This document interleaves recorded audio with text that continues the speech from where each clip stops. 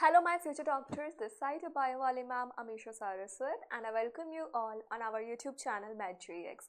तो बच्चों आज हम करने जा रहे हैं NCERT का सबसे important chapter which is molecular basis of inheritance. ये चैप्टर अपने आप में ही बहुत बड़ा है और बहुत ज़्यादा थोड़ा सा ट्रिकी भी है ना। तो फटाफट से आज इसके NCERT की सारी इंपॉर्टेंट लाइंस को एकदम से निचोड़ लेते हैं ताकि नीट में अगर किसी भी इंपॉर्टेंट लाइन से NCERT से क्वेश्चन आए तो मेरी गारंटी है कि तुम्हारा क्वेश्चन बन के ही रहेगा, छूटेगा नहीं। ठीक है, तो सारी इंपॉर्टेंट लाइंस इस चैप्टर की आज हम कवर करेंगे। तो फटाफट अपनी NCERT खोल लो क्योंकि अब हम चैप्टर स्टार्ट करने जा रहे हैं। तो सबसे पहले जब हम ये चैप्टर स्टार्ट करते हैं पढ़ना तो यहाँ पे एक इंट्रोडक्टरी पैराग्राफ आता है। अब यहाँ पर बहुत कुछ लिखा हुआ है जैसे कि जेनेटिक मटेरियल क्या होता है। ज़्यादातर ऑर्गेनिजम्स में जेनेटिक मटेरियल इज DNA और कुछ में जेनेटिक मटेरियल होता है RNA। कुछ का एग्जांपल जैसे कि वायरस। लेकिन RNA के apart from being a genetic material कुछ और भी फंक्शंस होते हैं। जैसे यहाँ पर एक बार मैं थोड़ा सा दिखा देती हूँ। जेनेटिक मटीरियल DNA की फुल फॉर्म डीऑक्सीराइबोन्यूक्लिक एसिड। ये जेनेटिक मटेरियल है मेजॉरिटी ऑफ द ऑर्गेनिजम्स का। और 11th क्लास के बायोमोलिक्यूल्स चैप्टर में हमने पढ़ा हुआ है कि ये पॉलीमर किसका है। So it is a polymer of nucleotides. Deoxyribonucleic acids होता है ये, और ये बहुत सारे न्यूक्लियोटाइड्स का पॉलीमर होता है। Now DNA and RNA are the two types of nucleic acid found in organisms. DNA is the genetic material. RNA दो acting as genetic material, इसके और भी functions हैं। तो एक बार मैं उन functions को highlight कर देती हूँ। जैसे यहाँ पे लिखा हुआ it is used as a messenger. RNA has additional role also. It acts as an adapter. Adapter के अलावा structural के अलावा catalytic molecule, है ना। ये इतने सारे फंक्शन लिखे हुए हैं RNA के। तो यहाँ पे क्या बोलना चाह रहे हैं, देखो मैसेंजर बच्चों तुम्हारे सामने जब भी नाम आए तो तुम्हें समझ जाना चाहिए mRNA, बिकॉज mRNA की फुल फॉर्म क्या है, मैसेंजर RNA। अडेप्टर मॉलिक्यूल क्या होता है, tRNA यानी कि ट्रांसफर RNA। ठीक है, इसके बाद catalytic molecule is your ribozyme. क्योंकि तुम बचपन से पढ़ते आ रहे हो सारी एंजाइम्स प्रोटीन्स होती हैं except the ribozyme which is a RNA।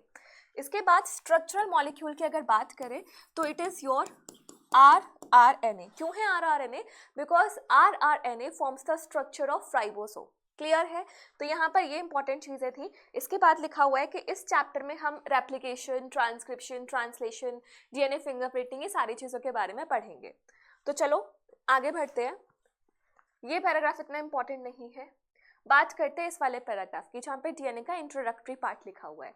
तो यहाँ पे एक चीज लिखी है, the length of DNA is defined as number of nucleotides or base pairs. अब देखो बेस पेयर्स क्या होते हैं, जैसे तुम्हारे सामने A लिखा है ना, यानी कि एडेनिन। तो ये तुम्हारा एक न्यूक्लियोसाइड है, लेकिन जब ऐसे लिखा हो A के सामने T, तो अब ये जो पार्ट है ये है तुम्हारा एक base pair which is written as small b। ठीक है, तो यानी कि एक बेस पेयर में कितने न्यूक्लियोटाइड्स होते हैं, 2 nucleotides. One base pair have 2 nucleotides. तो न्यूक्लियोटाइड्स कितने होंगे या बेस पेयर कितने होंगे, ये हर DNA का फिक्स्ड होता है और उसी के हिसाब से पता चलता है DNA की लेंथ कितनी है। तो यहाँ पे कुछ इंपॉर्टेंट है, ये स्टार मार्क कर लो। यहाँ से MCQs तो ज्यादातर नहीं, मैच द फॉलोइंग ज्यादातर आती है। तो बैक्टीरियोफेज 174 में 5386 न्यूक्लियोटाइड्स होते हैं। अगर इतने न्यूक्लियोटाइड्स है तो बेस पेयर तुम निकाल सकते हो डिवाइड बाय 2 करके। बैक्टीरियोफेज लैम्डा के पास इतने बेस पेयर, ई कोलाई के पास इतने बेस पेयर, और ह्यूमन DNA के हैप्लॉइड कंटेंट मतलब कि 23 क्रोमोसोम्स के पास इतना बेस पेयर। तो अगर डिप्लॉइड कंटेंट का पूछ ले तो इसका दुगना हो जाएगा, यानी कि 6.6 कुछ। ठीक है, तो ये तुम्हें याद रखनी है इंफॉर्मेशन यहाँ पर। इसके बाद यहाँ पे बताया हुआ है कॉम्पोजिशन ऑफ DNA। तो मैंने तुम्हें बहुत अच्छे से बताया था कि DNA के पास क्या क्या चीज़ें होती है। DNA के पास एक पेंटोज शुगर होती है 5 कार्बन की, नाइट्रोजनस बेसेस होते हैं और फॉस्फेट ग्रुप होता है। तो पेंटोज शुगर और नाइट्रोजनस बेस को मिला के हम बोलते हैं न्यूक्लियोसाइड, और न्यूक्लियोसाइड और फॉस्फेट ग्रुप को मिला के हम बोलते हैं न्यूक्लियोटाइड। ठीक है, तो ये कॉम्पोजिशन है DNA की। तो एक बार इसे पढ़ लेते हैं फटाफट से। इसके पास एक नाइट्रोजनस बेस होगा, एक पेंटोज शुगर होगी। पेंटोज शुगर DNA के केस में डीऑक्सीराइबोज और RNA के केस में ribose, and a phosphate group. अब नाइट्रोजनस बेसिस के 2 टाइप्स होते हैं बच्चों, एक होता है प्यूरिन और एक होता है पिरिमिडीन। तो प्यूरिन यानी कि पूरा, इसकी रिंग ऐसी होती है प्यूरिन की। तो 2 रिंग्स है, तो 2 रिंग से मिलके पूरा बनता है। और जो पिरिमिडीन होता है उसमें एक सिंगल रिंग होती है ऐसे, ठीक है। तो ये क्या है, पिरिमिडीन। तो प्यूरिन में कौन कौन आता है, एडेनिन एंड ग्वानिन। और पिरिमिडीन में कौन कौन आता है, CUT। तुम ऐसे याद रख सकते हो, पिरिमिडीन ये है। ऐसे क्यों है, क्योंकि हमने इस रिंग को आधा कट कर दिया यानी कि CUT, साइटोसिन यूरेसिल थाइमिन। समझ में आ गया, भूलोगे नहीं। प्यूरिन पूरी थी, उसे कट कर दिया, पिरिमिडीन बन गया, कट यानी कि यहाँ पे आ गया cytosine thymine and uracil. Clear. Next line आगे लिखा हुआ है कि आरएनए के केस में यूरेसिल होता है इन प्लेस ऑफ थाइमिन, ये हमें पता है। अब ध्यान रखना बॉन्ड्स की बात, जो मैंने तुम्हें 1 शॉट में बहुत अच्छे से समझाया था, उस बॉन्ड्स की बात को यहाँ पे याद रखो। सबसे पहले यहाँ पे गिवन है एन ग्लाइकोसिडिक बॉन्ड, ठीक है। इसके बाद और कौन सा बॉन्ड गिवन है, आगे देखो, रुको, फॉस्फोएस्टर बॉन्ड। और इसके बाद तुम्हें एक और मिलेगा 3,5 फॉस्फोडाइस्टर बॉन्ड। तो यहाँ पे 3 बॉन्ड्स के नाम हैं। ये 3 बॉन्ड्स कहाँ होते हैं, दिस इज वेरी इंपॉर्टेंट। तो एन ग्लाइकोसिडिक बॉन्ड किसके बीच में होगा, पेंटोज शुगर के 1' कार्बन और नाइट्रोजनस बेस के बीच में। फॉस्फोएस्टर बॉन्ड कहाँ होगा, फॉस्फेट ग्रुप और पेंटोज शुगर के 5' कार्बन के बीच में। 3' 5' फॉस्फोडाइस्टर बॉन्ड का होगा 2 एडजेसेंट न्यूक्लियोटाइड्स के बीच में। तो यहाँ पे लिखा हुआ है जैसे कि a nitrogenous base is linked to OH of 1' carbon through N glycosidic bond to form a nucleoside। Nucleoside बन जाएगा, क्योंकि मैंने तुम्हें बताया था इन दोनों के जुड़ने से न्यूक्लियोसाइड बनता है। जैसे कि एग्जाम्पल है अडीनोसिन, ग्वेनोसिन, साइटिडीन और हमारा यूरिडिन। अगर सिंपल ऐसे नाम लिखे जिनके आगे डिऑक्सी नहीं लगा तो समझ जाना वो आरएनए के लिए है। अगर डीएनए के लिए बताना है तो उनके आगे डिऑक्सी लगाना पड़ेगा, जैसे deoxy adenosine, deoxy guanosine, deoxy cytidine and deoxy thymidine. Clear है, ठीक है। जब फॉस्फेट ग्रुप अटैच होता है 5' कार्बन ऑफ न्यूक्लियोसाइड तो उसे बोलते हैं फॉस्फोएस्टर लिंकेज, और जब 2 एडजेसेंट न्यूक्लियोटाइड्स जुड़ते हैं तो उसे बोला जाता है फॉस्फोडाइस्टर बॉन्ड्स। तो ये बॉन्ड्स की लोकेशन वेरी इंपॉर्टेंट है, खासकर बच्चों को कंफ्यूजन होता है फॉस्फोएस्टर और फॉस्फोडाइस्टर बॉन्ड के बीच में, तो उसको तुम्हें नहीं भूलना है। क्लियर, चलो आगे बढ़ते हैं नेक्स्ट पैराग्राफ पे। जैसे ये तुम्हारी एनसीईआरटी में डीएनए का स्ट्रैंड बना हुआ है, यहाँ पे मैं तुम्हें सारे बॉन्ड्स दिखाती हूँ, ध्यान से देखना। ये हमारी एक पेंटोज शुगर है, ये इसका 1' कार्बन, ये इसका, एक सेकेंड, यहाँ से नहीं करेंगे, इसको नीचे से करेंगे। यहाँ से ये 1' कार्बन, ये 2' कार्बन, ये 3' कार्बन, ये 4' कार्बन और ये 5' कार्बन। ये सारे कार्बन समझ में आए। अब 1' कार्बन और नाइट्रोजनस बेस के बीच में ये जो बॉन्ड है, this is your N glycosidic bond, ठीक है। उसके बाद 5' कार्बन और फॉस्फेट के बीच में ये जो बॉन्ड है, this is your phosphoester bond. And 3' carbon इधर का, और ये तुम्हारा जो 5' कार्बन है दूसरा, ये जो बीच में बॉन्ड है न्यूक्लियोटाइड के बीच में, ये है तुम्हारा 3' 5'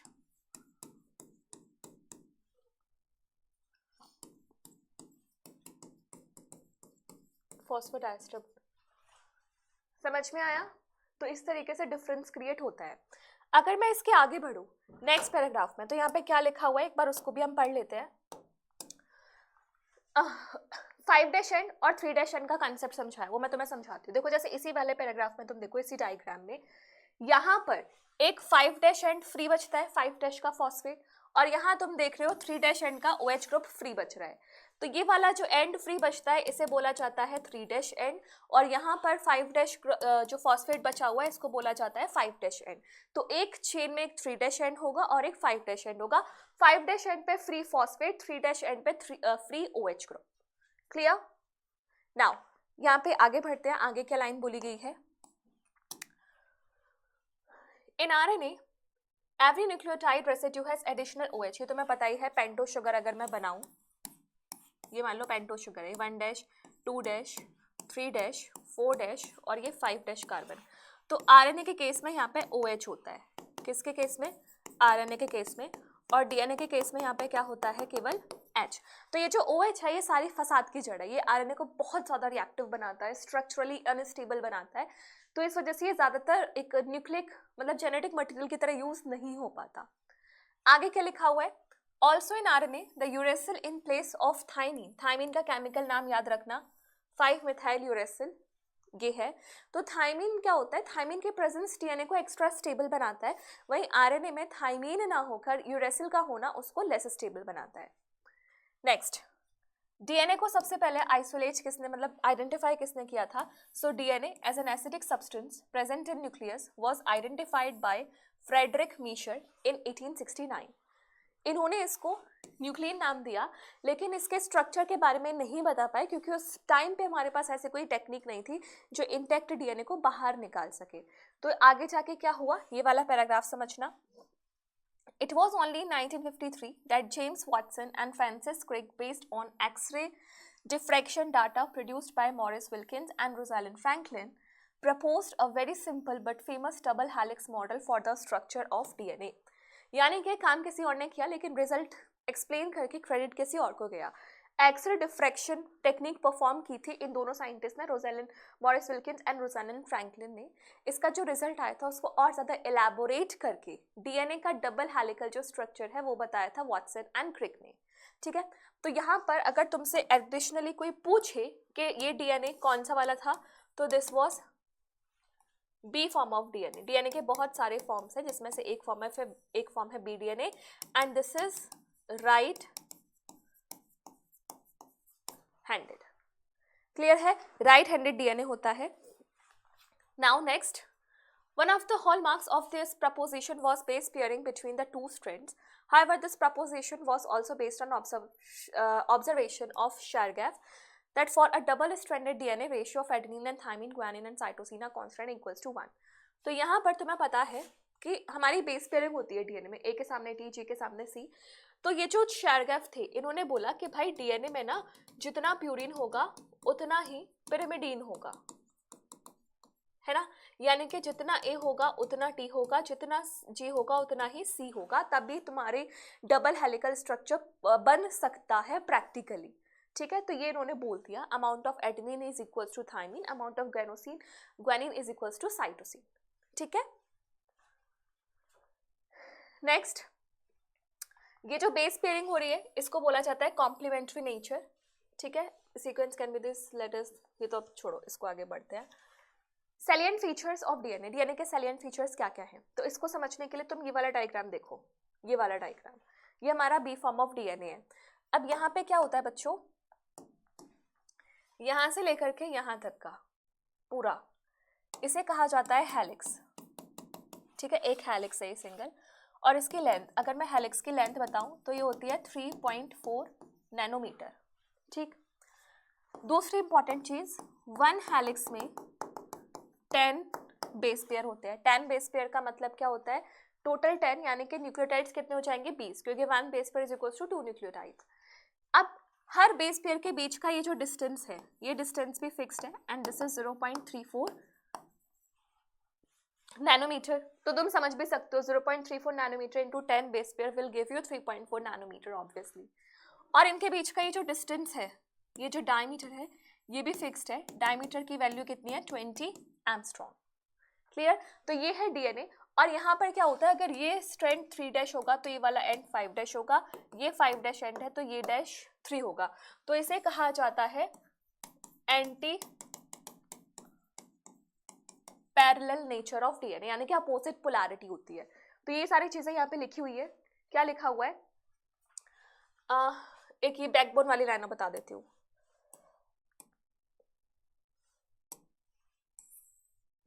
जैसे यहाँ पे तुम्हें डीएनए दिख रहा है, ये जो मैंने ग्रीन कलर से हाईलाइट किया हुआ है ये बैकबोन है।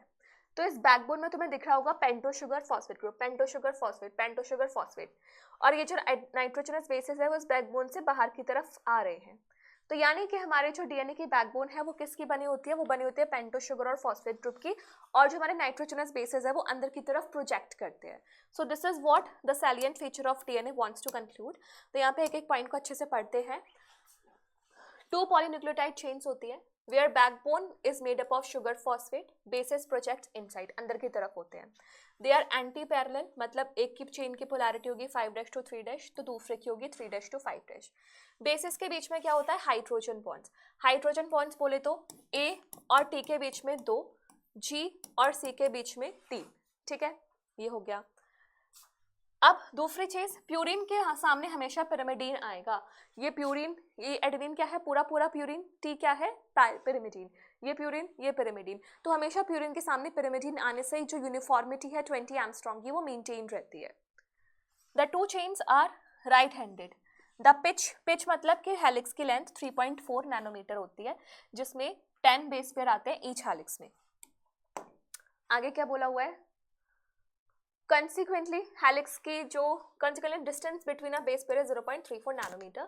The plane of one base pair stacks over the other. मतलब ये ऊपर नीचे वाले जो बेस पेयर है ना, इनके बीच में भी हल्की हल्की वीक बॉन्डिंग है, जिसको हम बोलते हैं स्टैकिंग, जिस वजह से थोड़ी सी एक्स्ट्रा स्टेबिलिटी मिल जाती है। अब यही चीज तुम्हें यहाँ के डायग्राम से दिख रही है, हाइड्रोजन बॉन्ड्स दिख रहे हैं या अपोजिट स्ट्रेंथ्स दिख रहे हैं। एक साइड 5 डैश है तो दूसरी साइड 3 डैश है, यही एंटी पैरेलल नेचर है। Now this is the central dogma. Central dogma किसने दिया था, फ्रांसिस क्रिक सेंट्रल डोग्मा दिया था। सेंट्रल डोग्मा का मतलब कि डीएनए फाइनली तुम्हारा फिनोटाइप को बनाने के लिए किस किस स्टेप से होकर गुजरता है। तो यहाँ पे लिखा हुआ है डीएनए से रेप्लिकेशन करके डीएनए बनेगा, डीएनए ट्रांसक्राइब करके आरएनए बनाता है, आरएनए ट्रांसलेट करके प्रोटीन बनाता है। लेकिन जिनका जेनेटिक मटेरियल पहले से ही आरएनए है वो फिर डीएनए बनाते हैं by the process of reverse transcription. Reverse transcription method से वो क्या बना देते हैं, डीएनए। सो इन सम वायरस ये रिवर्स फ्लो होता है डायरेक्शन का, इस प्रोसेस को हम बोलते हैं रिवर्स ट्रांसक्रिप्शन, और इनका एग्जाम्पल है रेट्रोवायरस। रेट्रोवायरस नाम ही इससे पड़ा है कि अंडरगो रिवर्स ट्रांसक्रिप्शन। नेक्स्ट, अब यहाँ पे है पैकेजिंग ऑफ डीएनए। हमारा डीएनए 2.2 मीटर का डीएनए है, माइक्रोमीटर के सेल में वो कैसे पैकेज्ड होता है, that we have to study in this paragraph. So यहाँ पे क्या लिखा हुआ है एक बार पढ़ लेते हैं। Distance between two consecutive base pair is 0.34 nanometre, ठीक है। और उसके बाद क्या लिखा हुआ है कि helix in a typical mammalian cell is calculated by multiplying, okay. ये 2.2 मीटर डीएनए की लेंथ हमें कैसे पता चली, तो हमें कैसे पता चली, हमें पता है कि टू बेस पेयर के बीच में डिस्टेंस कितना था, 0.34 नैनोमीटर। अगर मैं अपने डिप्लॉयड ह्यूमन कंटेंट की बात करूं तो इसमें बेस पेयर कितने होते हैं, 6.6 इंटू 10⁹ बेस पेयर। तो अगर मैं हर बेस पेयर को उसके बीच के डिस्टेंस से मल्टीप्लाई कर दूं तो मेरा आंसर आ जाएगा 2.2 मीटर। तो यहाँ पे यही लिखा हुआ है कि 6.6 इंटू 10⁹ बेस पेयर्स को मैंने इससे मल्टीप्लाई किया तो मेरा डिस्टेंस आ गया 2.2 मीटर, यानी कि हमारा मैमल का डीएनए, ह्यूमन का डीएनए इतना लंबा होता है। नाउ प्रोकैरियोट्स के अंदर जैसे कि ई कोलाई के अंदर यहाँ पे क्या होता है, कुछ प्रोटीन्स होते हैं। ये जो प्रोटीन्स होते हैं ये हमारे हिस्टोन प्रोटीन जैसे नहीं होते, ये अलग टाइप के प्रोटीन्स होते हैं। इनका नाम मैं लिख देती हूँ polyamines. These are called as polyamines. अब देखो भाई, डीएनए है, उसके फुल फॉर्म में ही लिखा हुआ है डीऑक्सीराइबोन्यूक्लिक एसिड, यानी कि एक एसिडिक सब्सटेंस है, और इस पर जो नेट चार्ज होता है वो होता है नेगेटिव। नेगेटिव क्यों, क्योंकि इसके पास फॉस्फेट ग्रुप प्रेजेंट है। तो अब इसके अराउंड, जिस प्रोटीन के अराउंड ये रिवॉल्व करेगा, that protein must be of opposite nature. तो अगर डीएनए पे नेगेटिव चार्ज है तो प्रोटीन पे पॉजिटिव चार्ज होना चाहिए, डीएनए एसिडिक है तो प्रोटीन बेसिक होना चाहिए। तो ये जो प्रोटीन्स होते हैं हमारे, ये होते हैं बेसिक और positively charge, so that have positive charges. और न्यूक्लियोइड यानी कि region of cytoplasm in prokaryotes जहाँ डीएनए होता है वो एकदम लार्ज लूप्स की तरह प्रेजेंट होता है। In eukaryotes it is much more complex, क्योंकि यहाँ पे हिस्टोन्स होते हैं, और हिस्टोन्स में क्या होता है, याद रखना कि यहाँ पे लिखा है, histones are rich in basic amino acid lysine and arginine. Both amino acid residues carries positive charge. तो जो मैंने बात बताई वही है। तो जैसे यहाँ पे लिखा हुआ है हिस्टोन ऑक्टामर, यानी कि यहाँ पे 8 यूनिट्स होती है ऑक्टामर में, जिसमें से 2 कॉपीज होती है H2A H2B की, और 2 कॉपीज होती है H3 H4 की, ठीक है।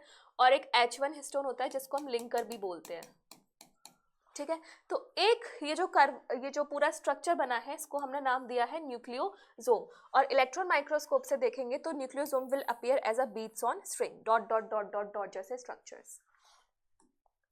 Moving on, next is important line जहां से नीट 2023 में क्वेश्चन आया था, और ये question was in the form of a statement.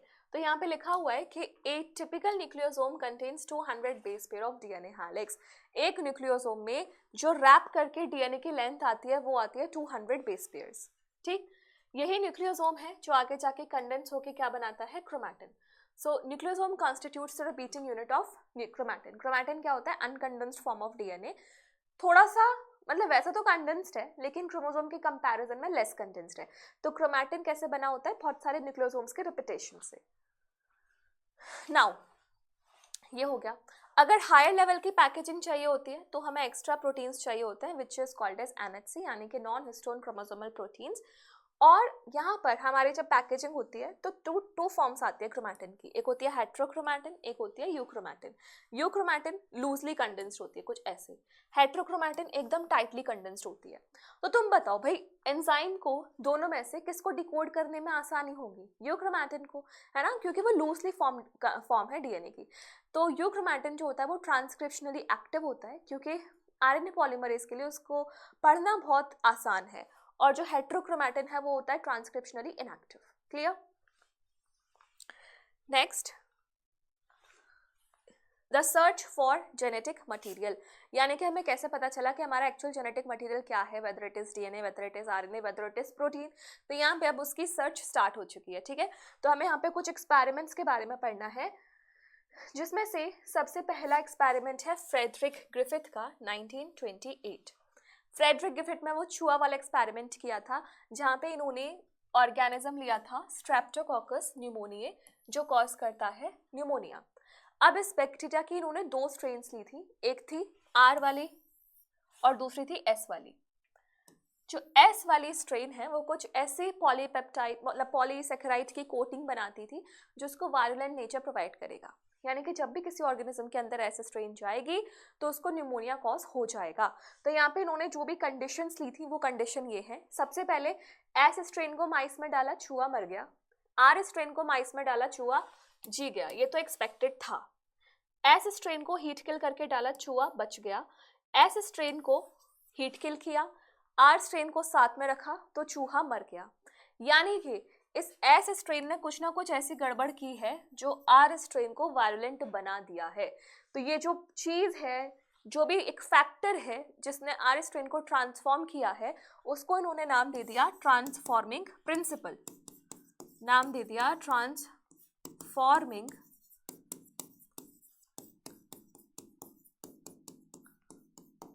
Principal. ठीक है, नाउ आगे क्या लिखा हुआ है, the mind set more over he recovered living age, ये तो हो गया। Transform transform transform transform transform कहाँ गया, हाँ, some transforming principle transferred from heat killed S strain had enabled the R strain to synthesize smooth polypeptide coat, polysaccharide coat and become virulent।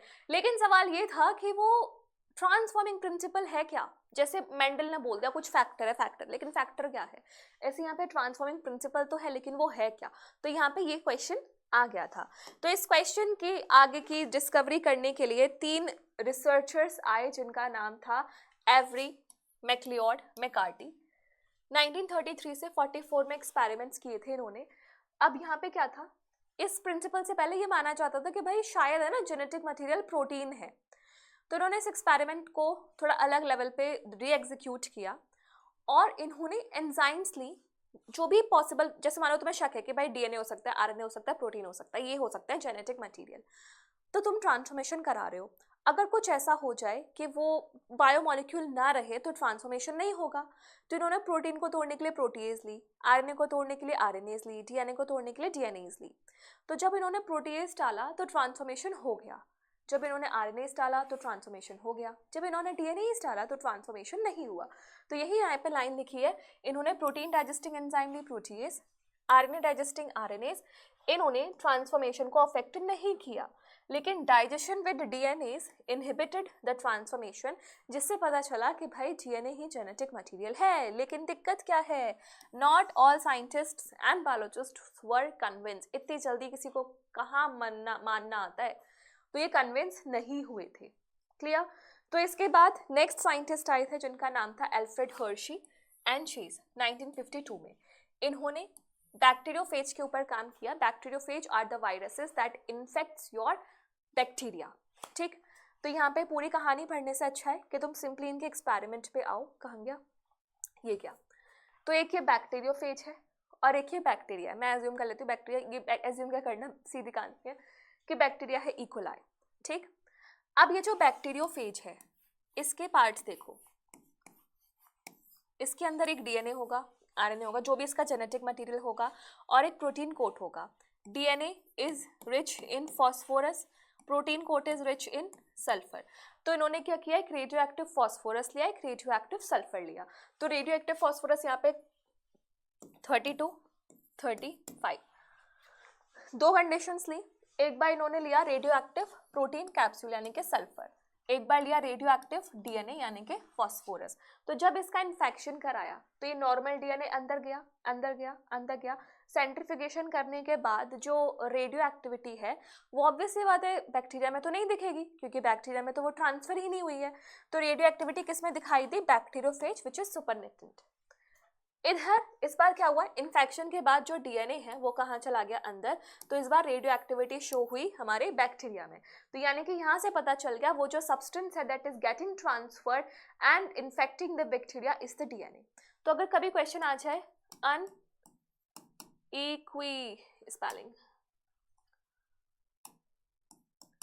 Unequivocal proof, मतलब निस्संदेह proof कि DNA ही genetic material है, किसने दिया था, तो हर्शी एंड चेस ने। Clear.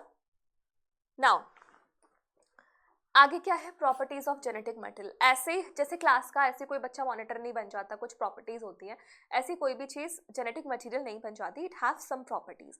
तो वो क्या प्रॉपर्टीज हैं that we have to study. तो यहाँ पे सिंपल सी लाइन लिखी हुई है कि डीएनए जेनेटिक मटेरियल है, लेकिन कुछ ऑर्गेनिजम्स हैं जहाँ आरएनए जेनेटिक मटेरियल है। Example tobacco mosaic virus and QB bacteriophage. तो ये दो एग्जाम्पल याद रख लेना। ये है प्रॉपर्टीज, उसको रेप्लिकेट करना चाहिए, केमिकली स्ट्रक्चरली स्टेबल होना चाहिए, म्यूटेशन के लिए स्कोप होना चाहिए, और ये मेंडेलियन कैरेक्टर्स की तरह एक्सप्रेस करना चाहिए, और ये सारे ही पैरामीटर्स डीएनए पर वैलिड होते हैं। क्लियर।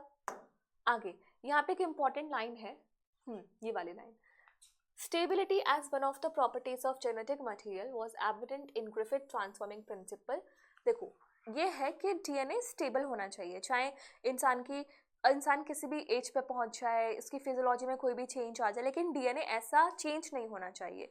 तो ये प्रॉपर्टी जो थी ये ग्रिफिथ के एक्सपेरिमेंट में बखूबी शो हो रही थी। ठीक है, नाउ ये हो गया। इसके बाद ये इंपॉर्टेंट लाइन है, जैसे तुम्हें याद होगा, जैसे मान लो तुम्हारे सामने दो केसेस हैं, एक है हम इंसान और एक है तुम्हारे सामने वायरस। क्या लगता है दोनों में से कौन जल्दी म्यूटेट होगा, कौन जल्दी इवॉल्व होगा? कौन इवॉल्व हो रहा है, कौन म्यूटेट हो रहा है, डिपेंड करता है कि उसकी लाइफ साइकिल कैसी है, कॉम्प्लेक्सिटी कैसी है, जेनेटिक मटेरियल क्या है। जो आरएनए है एक तो वो इतना ज़्यादा रिएक्टिव है, स्टेबल ही नहीं है, तो वो जल्दी से अपने आप को म्यूटेट कर लेता है, इवॉल्व कर लेता है। But DNA takes time. इसलिए तुमने देखा होगा कि कोविड वायरस कितनी जल्दी उसमें मतलब बहुत कम टाइम पे 35 स्ट्रेन्स बन गई थी अलग अलग, just because of fastest rate of its mutation. तो अगर मैं डीएनए और आरएनए को कंपेयर करूँ, so being a reactive RNA is able to mutate faster as compared to DNA. So यहाँ पे वही लिखा है कि both DNA and RNA are able to mutate. In fact, RNA being unstable mutates at a faster rate. Consequently, virus having RNA genome having shorter lifespan mutates and evolves faster. तो ये जल्दी से mutate कर जाते हैं और जल्दी से evolve कर जाते हैं। कौन? हमारे वायरस। ठीक है, आगे क्या लिखा हुआ है? RNA can directly code for synthesis of protein, hence can easily express the characters. अगर एक्सप्रेशन की बात करें तो डीएनए और आरएनए के कंपैरिजन में आरएनए अगली स्टेप पे ही प्रोटीन का एक्सप्रेशन करते हैं, क्योंकि आरएनए डायरेक्टली इन्वॉल्व होता है ट्रांसलेशन में, तो आरएनए एक्सप्रेस कर लेते हैं कैरेक्टर्स को। डीएनए को लेकिन डिपेंडेंट होना पड़ता है आरएनए पे। ठीक है, नेक्स्ट आरएनए वर्ल्ड। तो यहाँ पे सिंपल सी बात बताई गई है, इस पैराग्राफ को तुम पढ़ोगे तो पहला जेनेटिक मटीरियल जो है वो हमारा आरएनए है। कहाँ गया? Was reactive, therefore DNA has evolved from the RNA. मुझे वो लाइन नहीं मिल रही, लेकिन यहाँ पे ऐसा लिखा हुआ है कि आरएनए जो होता है वो हमारा फर्स्ट जेनेटिक मटेरियल होता है, क्योंकि जो भी हमारी लाइफ प्रोसेसेस की एक्टिविटीज़ हैं वो इवॉल्व हुई है अराउंड द आरएनए। फिर धीरे धीरे बाद में क्या हुआ, आरएनए से फिर हमारा डीएनए इवॉल्व हुआ।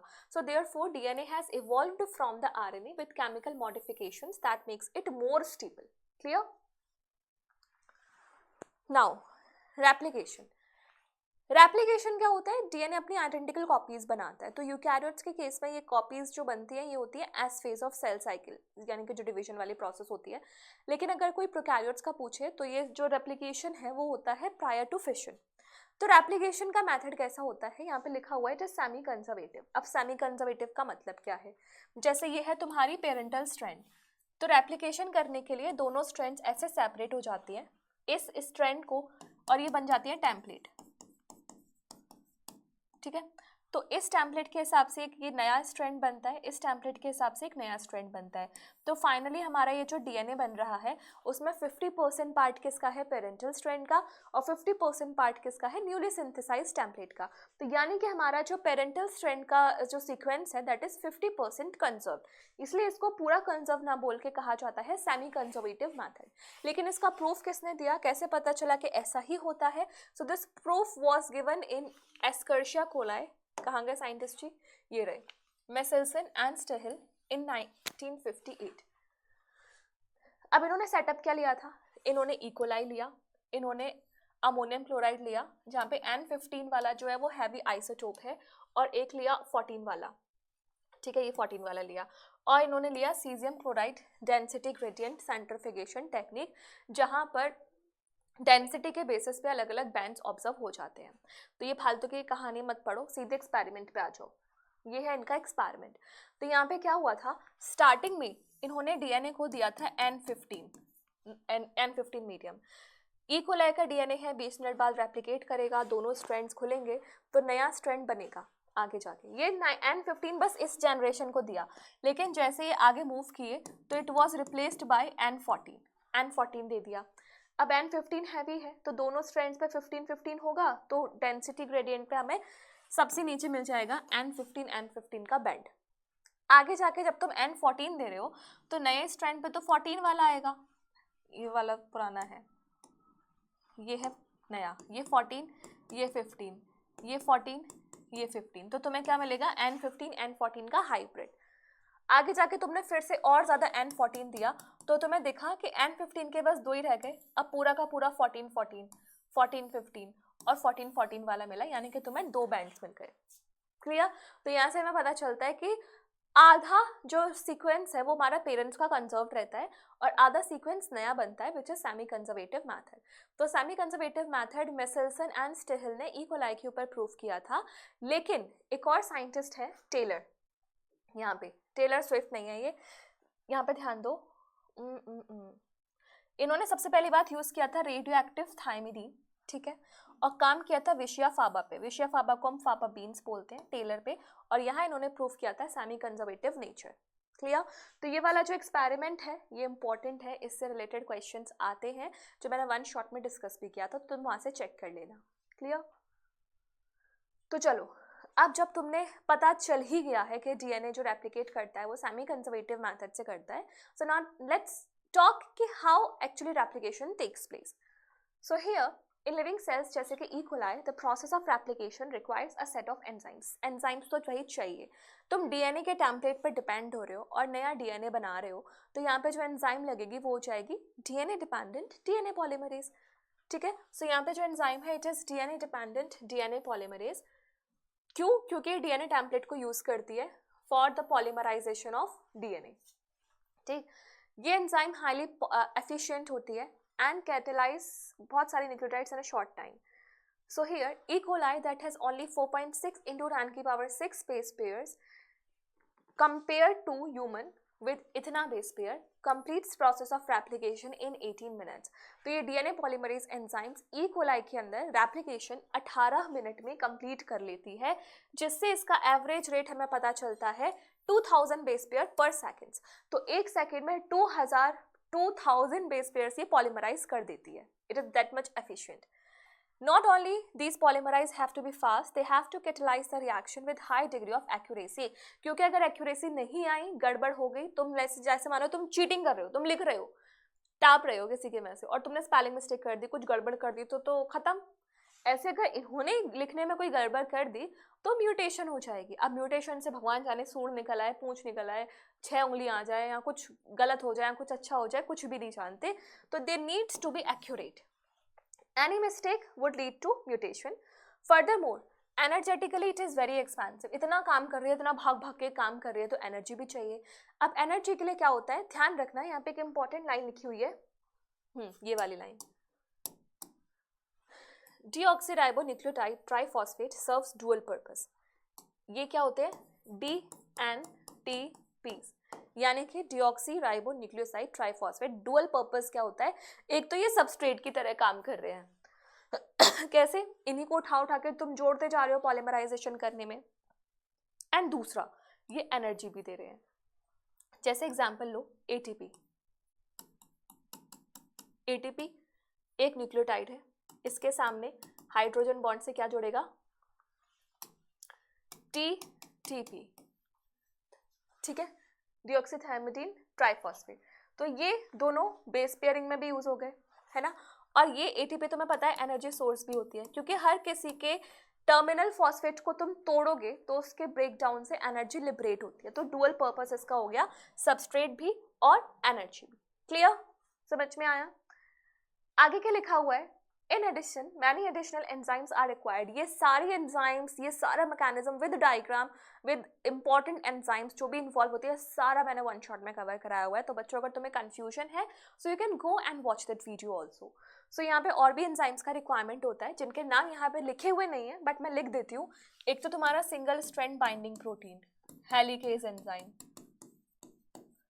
DNA gyrase enzyme, topo isomerase enzyme, है ना. इसके बाद DNA ligase enzyme, F1 endonuclease enzyme. इन सारे एंजाइम्स का फंक्शन मैंने तुम्हें वन शॉट में बताया था, है ना. तो यहाँ पे ये सारी एंजाइम्स यूज हो जाती है.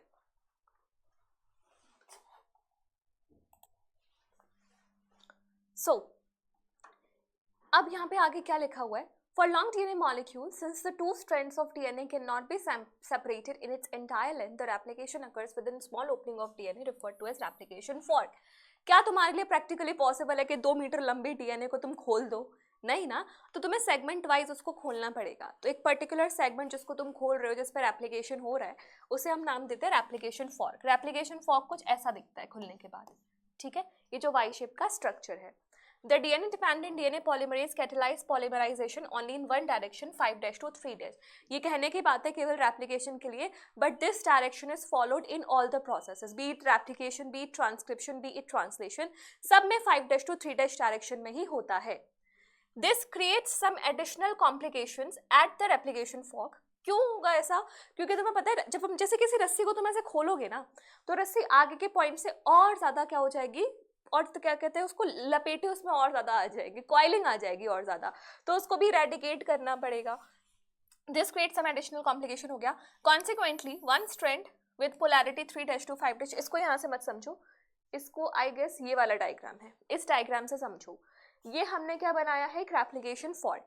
अब तुम्हारी डीएनए सिंथेसिस की डायरेक्शन क्या है, 5' to 3'. तो ये डायरेक्शन है तुम्हारी डीएनए सिंथेसिस की. तो ये वाला जो स्ट्रैंड है इसे बोला गया है कंटिन्यूस स्ट्रैंड, और इसकी पोलैरिटी हम मान के चलते हैं टेम्पलेट स्ट्रैंड की डायरेक्शन में. मतलब इसकी पोलैरिटी तुम्हें टेम्पलेट के हिसाब से चूज करनी है in the direction of replication. तो टेम्पलेट की पोलैरिटी क्या हो जाएगी, 3' to 5'. और ये जो अपोजिट है डिसकंटिन्यूस वाला, इसकी पोलैरिटी क्या हो जाएगी, 5' to 3'. तो ये लीडिंग स्ट्रैंड की सिंथेसिस है, ये लैगिंग स्ट्रैंड की सिंथेसिस है. इसे लैगिंग स्ट्रैंड कहा जाता है. क्लियर. ये जो फ्रेगमेंट्स बन रहे हैं, these are called as Okazaki fragments. Okazaki fragments. Later इन फ्रेगमेंट्स को जोड़ दिया जाता है बाय यूजिंग डीएनए लाइगेज. हर स्ट्रैंड की सिंथेसिस से पहले कुछ प्राइमर्स लगाए जाते हैं. जिनको ऐड करने का काम होता है प्राइमेज एंजाइम का। तो यहाँ पे तो मल्टीपल प्राइमर्स लगाए जाते हैं। इन प्राइमर्स को बाद में हटाया जाता है क्योंकि ये प्राइमर्स आरएनए के होते हैं, तो इनको हटाने का काम करती है F1 endonuclease. And later on these all fragments are joined together by, this is called as ligation by DNA ligase enzyme. Now ये हो गया। इसके बाद यहाँ पे एनसीईआरटी में एक लाइन लिखी हुई है, यहाँ है या यहाँ है, सेमी डिसकंटिन्यूअस नेचर। ये तो ट्रांसक्रिप्शन है। यहाँ पे लिखी है, कहीं लिखी तो है कि ये हमारा सेमी डिसकंटिन्यूअस होता है। क्यों? क्योंकि एक स्ट्रैंड में बच्चों कॉन्टिन्यूअस सिंथेसिस है, दूसरे में डिसकंटिन्यूअस है, तो ओवरऑल तो इसको सेमी डिसकंटिन्यूअस बोलोगे ना, है ना। और दूसरा, यूकैरियोट्स में रेप्लिकेशन कब होता है? एस फेज में।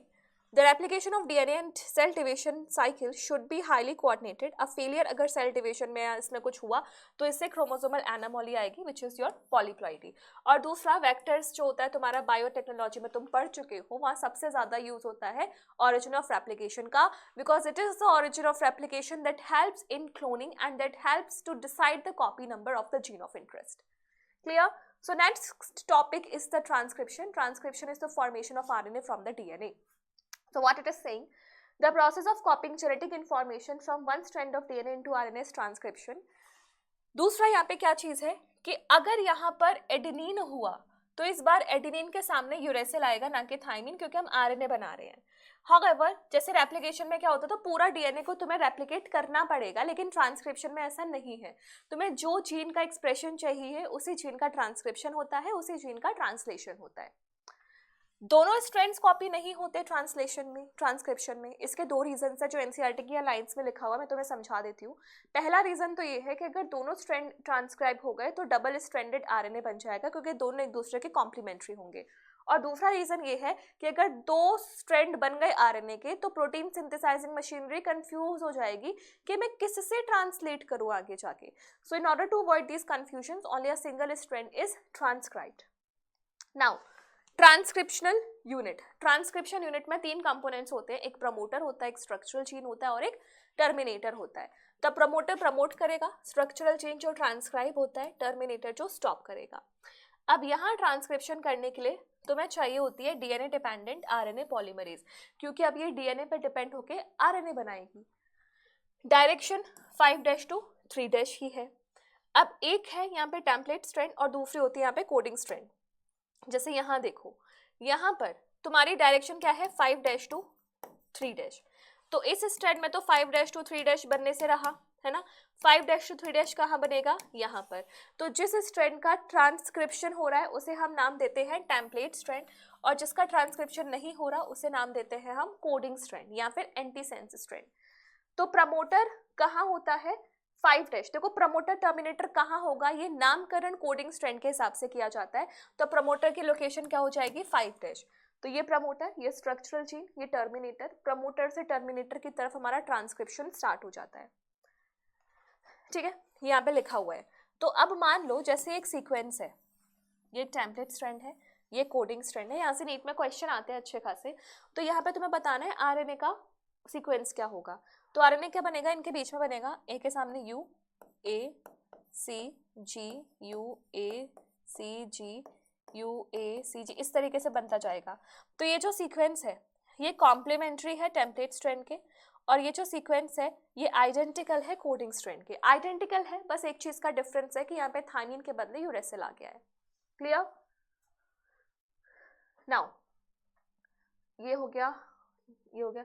एक अपस्ट्रीम और डाउनस्ट्रीम वाला कंसेप्ट भी समझ लो।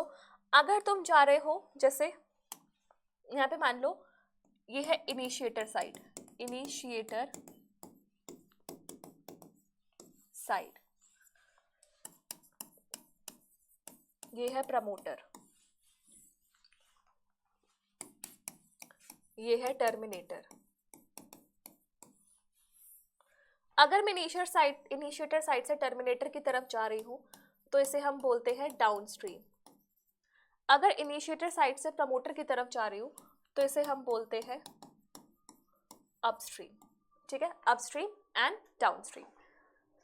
तो ये यहाँ पे लाइन लिखी हुई है कि प्रमोटर कहाँ होता है, टुवर्ड्स 5' यानी कि अपस्ट्रीम की तरफ, और जो टर्मिनेटर होता है वो 3' की तरफ यानी कि डाउनस्ट्रीम की तरफ, और ये किसके रिस्पेक्ट में है, कोडिंग स्ट्रैंड के रिस्पेक्ट में। सो ये हो गया। इसके बाद ये वाला पार्ट देखो, अब यहाँ पे क्या होता है, तुम्हारा एक वर्ड है सिस्टोन। सिस्टोन बेसिकली हमारा डीएनए का सेगमेंट है। देखो सिंपल सी बात ये होती है कि हमारा डीएनए से आरएनए बनता है, आरएनए से प्रोटीन बनता है। क्यों? क्योंकि डीएनए के पास होते हैं जीन्स, तो यही जीन्स पहले आरएनए बनते हैं, यही जीन्स बाद में प्रोटीन बनते हैं। तो यहाँ पे लिखा हुआ है the DNA sequence coding for tRNA और RNA molecule also defined as gene. However, by defining a cystone as a segment of DNA coding for a polypeptide, the structural gene in transcription unit can be mono or poly. मतलब तुम ये बोल सकते हो कि gene is the segment of DNA coding for RNA, gene is the segment of DNA coding for protein. But जो second वाली definition है उसमें तुम जीन वर्ड ना यूज करके सिस्टोन बोल रहे हो। The segment of DNA coding for a protein is the cistron. ठीक है, तो मोर और less gene and cistron are somewhat similar to each other.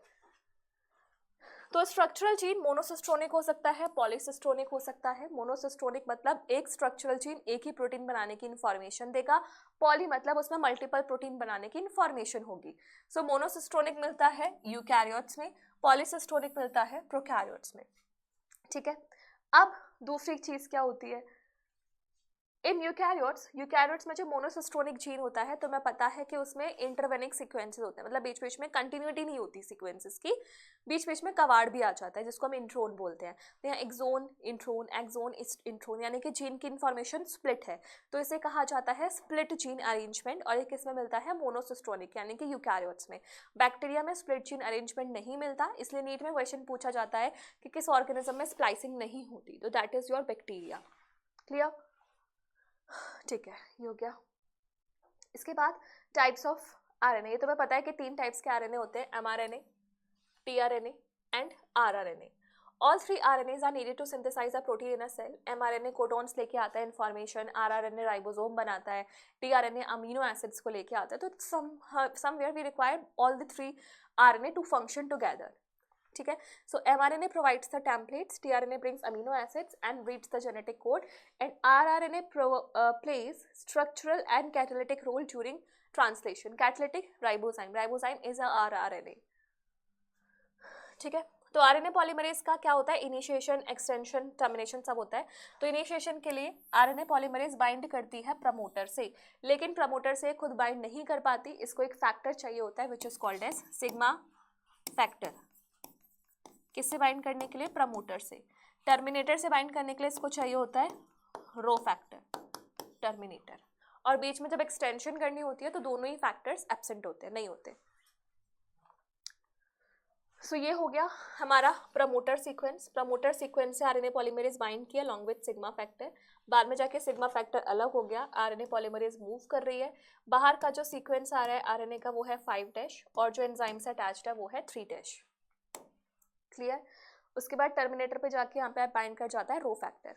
अब ये जो तुम्हारा आरएनए बना हुआ है प्रोकैरियोट्स में, तो ये एज इट इज यूज हो जाता है क्योंकि इसमें कोई अलग से तुम्हें मॉडिफिकेशंस नहीं करनी। बट यूकैरियोट्स में इसके ऊपर मॉडिफिकेशंस लगती हैं, तो इसको क्या किया जाता है, पहले पोस्ट ट्रांसक्रिप्शनल मॉडिफिकेशंस के लिए भेजा जाता है। नाउ तो ये वही लाइन है, इनिशिएशन फैक्टर, रो फैक्टर। यहाँ पे सबसे इंपॉर्टेंट लाइन है वो बता देती हूँ। Association with these factors alters the specificity of RNA polymerase to either initiate or terminate. अगर पूछा जाए कि ये factors RNA polymerase की किस property को change करते हैं, so they changes specificity of the polymerase enzyme, क्या वो promoter के लिए specific है, क्या वो terminator के लिए specific है। Clear? Now eukaryotes. In eukaryotes there are 2 additional complexities. There are at least 3 RNA polymerase in nucleus. देखो प्रोकैरियोट्स इतना कॉम्प्लेक्स नहीं, एकदम सिंपल से हैं, तो प्रोकैरियोट्स में एक ही RNA पॉलीमरेज सबका ट्रांसक्रिप्शन कर देगी। लेकिन यूकैरियोट्स में क्या है, अलग अलग पॉलीमरेज एंजाइम है जो अलग अलग चीज़ों का ट्रांसक्रिप्शन करने में यूज होती है। जैसे यहाँ पे लिखा हुआ है RNA पॉलीमरेज 1, तो ये किस किस को ट्रांसक्राइब कराती है, 28S, 18S, 5.8S rRNA। ठीक है, Whereas RNA polymerase 3, ये किस किस का कराती है, tRNA, बचा हुआ 5S rRNA, snRNA। And small cytoplasmic एक scRNA भी होता है, scRNA। ठीक है। तो स्मॉल न्यूक्लियर आरएनए और ये होता है स्मॉल साइटोप्लाज्मिक आरएनए। और जो सेकंड वाली है वो ट्रांसक्राइब कराती है हेटेरोजेनस न्यूक्लियर आरएनए, एचएनआरएनए। और ये एचएनआरएनए क्या होता है, जहाँ पर ये स्प्लिट जीन अरेंजमेंट होता है, एक्सोन, इंट्रोन, एक्सोन,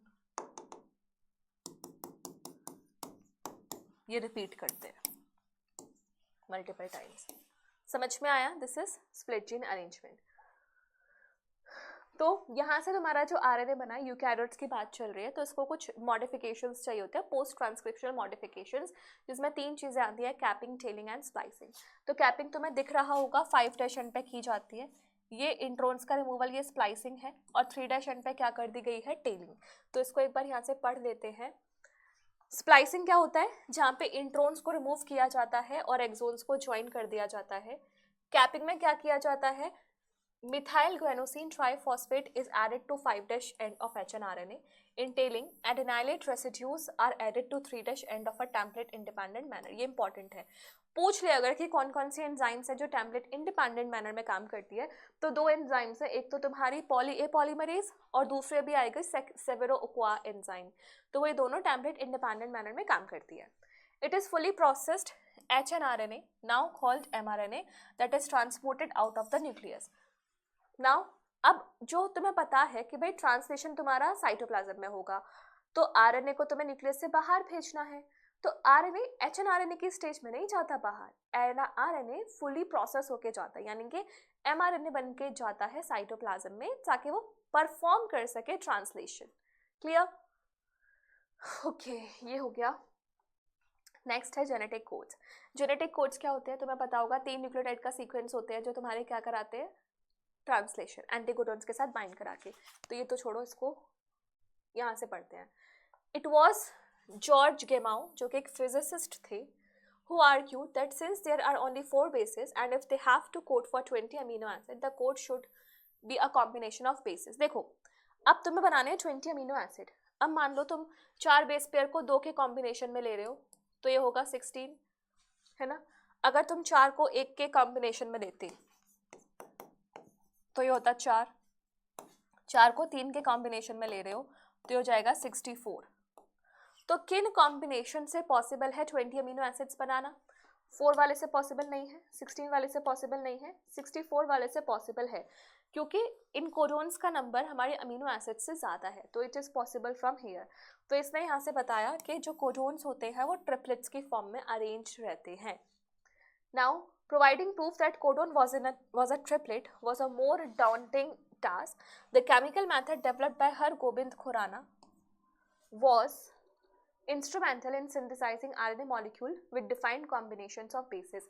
इन्होंने बहुत सारे homopolymers and copolymers बनाए थे। homopolymers जिसमें कोडोन्स के सारे न्यूक्लियोटाइड सेम होंगे, जैसे UUU, AAA, और copolymers AUG, CUC, इस टाइप से copolymers हो जाएंगे। Then second, Marshall Nirenberg cell free system, यानी कि इन्होंने इन विट्रो सिंथेसिस की थी, finally help to decipher the code. तो इन्होंने अलग अलग कोडोन्स को डिसिफर किया था, क्रैक किया था। Next is Severo Ochoa enzyme polynucleotide phosphorylase was also helpful in polymerising RNA with defined sequence in template independent manner, जो मैंने तुम्हें बताया था, टेम्पलेट इंडिपेंडेंट मैनर में काम करने वाली दूसरी एंजाइम सेवेरो-ओक्वा, जिसका दूसरा नाम क्या है, पॉलीन्यूक्लियोटाइड फॉस्फोराइलेज। इसके बाद ये तुम्हें सीक्वेंस दिया हुआ है, यहाँ से तुम कुछ चीज़ों को कलेक्ट कर सकते हो, रिकलेक्ट कर सकते हो। क्या? यहाँ पे जैसे तुम्हें दिख रहा है LEU, ये ल्यूसिन, ये ल्यूसिन एक कोडोन से नहीं बन रहा है, ल्यूसिन 4 कोडोन से बन रहा है, वो भी सेम, और सबका ये लास्ट वाला सीक्वेंस चेंज हो रहा है ना। तो यानी कि 64 कोडोन्स हैं, 20 अमीनो एसिड्स हैं, तो दिस इज वेरी ऑब्वियस कि many multiple codons will have to code for a same amino acid, जो यहाँ से तुम्हें दिख भी रहा होगा। ठीक है, तो ये कुछ प्रॉपर्टीज हैं कोडोन की जो सबसे इंपॉर्टेंट है। कोडोन ट्रिपलेट होते हैं, बट एक्चुअली में 3 स्टॉप कोडोन्स होते हैं जो कुछ कोड नहीं कर रहे, और 61 एक्चुअली में कोड करते हैं। दूसरा, some amino acids are coded by more than 1 codon, इसे कहा जाता है डीजेनरेसी। कोडोन को हमेशा कंटिग्यूअस यानी कि कंटिन्यूअस मैनर में पढ़ना है, रोकना नहीं है, कॉमा नहीं लगाना, पंक्चुएशन नहीं लगाना। कोडोन्स आर यूनिवर्सल, है ना, हर किसी में वही कोड करेगा। Example bacteria to human, U codes for phenylalanine, लेकिन इसके एक्सेप्शन देखे गए हैं कहाँ पर, प्रोटोजोआस में और माइटोकॉन्ड्रिया के कोडॉन्स में, यहाँ पे एक्सेप्शन देखे गए हैं। AUG दो फंक्शन करता है, एक तो ये मिथ्योनिन बनाता है और दूसरा ये इनिशिएटर कोडॉन की तरह काम आता है। UAA, UHE एंड UGA ये तीनों होते हैं स्टॉप कोडॉन्स यानी कि टर्मिनेटर कोडॉन्स। क्लियर? ठीक है, यहाँ पे ये तुम्हारा अमीनो एसिड का सीक्वेंस है, तो टेबल से देख के तुम इसके कोडॉन का सीक्वेंस बता सकते हो। म्यूटेशंस एंड जेनेटिक कोड, देखो बच्चों म्यूटेशंस जो होती हैं वो कहीं भी हो सकती हैं, वो DNA के सीक्वेंस में हो सकती हैं, क्रोमोसोम के स्ट्रक्चर में हो सकती हैं, या फिर जीन्स के अरेंजमेंट में हो सकती है, कहीं भी हो सकती है, सडन होती है, हेरिटेबल होती है। तो अगर जीन्स में कोई म्यूटेशन आए, गड़बड़ी आए, तो उसे कहा जाता है पॉइंट म्यूटेशन, क्रोमोसोम में गड़बड़ी आए तो उसे कहा जाता है क्रोमोसोमल म्यूटेशन।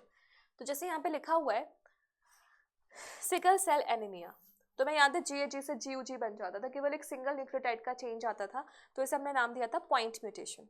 ठीक है, तो पॉइंट म्यूटेशन से भी डिसीज आ जाती है। अब यहाँ पे दो टाइप की चीजें, देखो एक मैंने तुम्हें बताया है वन शॉट में, एक होती है सब्स्टिट्यूशन, एक होती है फ्रेम शिफ्ट। ये दो म्यूटेशंस है जीन्स के अंदर। जैसे मान लो GAG होना था बट वो बन गया GUG, तो एक बेस की तुम्हारे पास गड़बड़ी आई तो उसे कहा गया सब्स्टिट्यूशन म्यूटेशन। और फ्रेम शिफ्ट में क्या है, जैसे कि मान लो GAGCCC, तो ये हमें समझ में आ गया। अब आगे बढ़ते हैं, यानी कि फ्रेम शिफ्ट म्यूटेशन इंसर्शन से भी हो सकती है और डिलीशन से भी हो सकती है। तो अगर तुमसे कोई पूछे कि हमारी पॉइंट म्यूटेशन और फ्रेम शिफ्ट म्यूटेशन में से कौन सबसे ज़्यादा खतरनाक है, तो वो है फ्रेम शिफ्ट म्यूटेशन, क्योंकि पूरे के पूरे अमीनो एसिड का सीक्वेंस बदल जाता है। चलो अब बात करते हैं next point, that is tRNA which is your adapter molecule. तो tRNA को बच्चों हम प्यार से sRNA भी बोलते हैं, which means your soluble RNA। Reason is very simple, क्योंकि tRNA is soluble in your cytoplasm, cytoplasm में ही देखने को मिलता है, so it is also called as soluble RNA। इसके बाद आगे बढ़ते हैं, बात करते हैं इसके स्ट्रक्चर की। तो बच्चों पुरानी NCERT में ना यहाँ पे दूसरे टाइप का स्ट्रक्चर बना हुआ है, न्यू NCERT में दूसरे तरफ का। ये जो स्ट्रक्चर है this is the 3D model. अगर तुम इसके 2D मॉडल की बात करोगे तो वो देखने में कुछ ऐसा दिखता है, इस टाइप से, ऐसे ऐसे ऐसे। इस मॉडल को हम बोलते हैं क्लोवर लीफ मॉडल, और ये जो 3D स्ट्रक्चर है इसको हम बोलते हैं इन्वर्टेड L।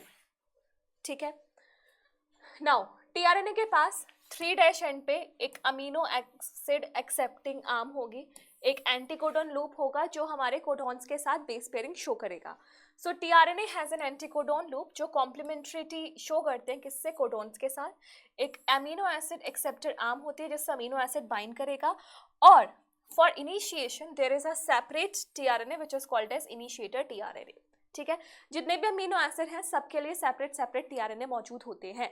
अगर मैं tRNA के स्ट्रक्चर की बात करूं, जो मैंने तुम्हें लाइन बताई थी वही गिवन है कि 2D मॉडल इसका होता है क्लोवर लीफ लाइक, और जो इसका एक्चुअल 3D मॉडल होता है वो दिखता है इन्वर्टेड L शेप। ठीक है, next is the translation. Translation का मतलब process of polymerization of amino acids to form polypeptide. Cytoplasm में जो अमीनो एसिड्स जुड़े हुए हैं उनको जोड़ जोड़ के पॉलीपेप्टाइड बनाने का काम क्या कहलाता है, ट्रांसलेशन। तो अब होगा क्या, अमीनो एसिड्स को जोड़ने के लिए we require peptide bond formation. Peptide bond formation को चाहिए होती है एनर्जी, तो सबसे पहले हमें क्या करना पड़ता है, हमारी tRNA को और अमीनो एसिड को चार्ज अप करना पड़ता है।